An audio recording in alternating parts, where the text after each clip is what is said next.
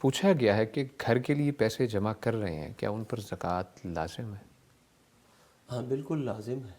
اچھا. گھر کے لیے پیسے جمع کر رہے ہیں، ابھی گھر خریدا نہیں ہے، پلاٹ خریدا نہیں ہے، اور آپ کے پاس وہ لاکھوں کی جو ہے نا مقدار میں وہ پیسے جمع ہو گئے ہیں، تو آپ ان کی زکوٰۃ دے دیں. اور زکوٰۃ کا مطلب کیا ہے؟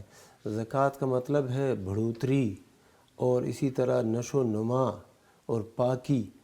یعنی اس کے دینے سے وہ مال میں اضافہ ہی ہوگا، اس میں برکت آئے گی، جی. اس میں اگر کوئی ایسی میل کچیل ہے اس کی صفائی ہو جائے گی.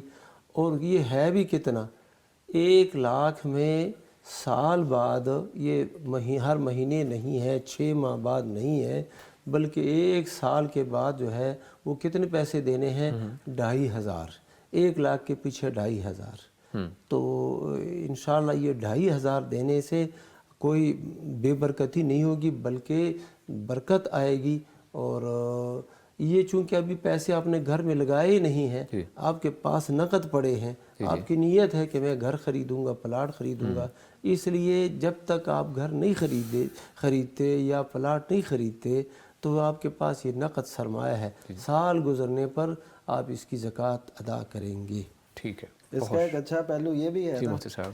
کہ ایسا کرنے سے اللہ تعالیٰ ان کو اس برکت سے کسی اچھی جگہ مناسب سودے میں گھر وہ بہتر. ان کے حصے میں آ جائے گا. بالکل مفتی صاحب، بہت شکریہ.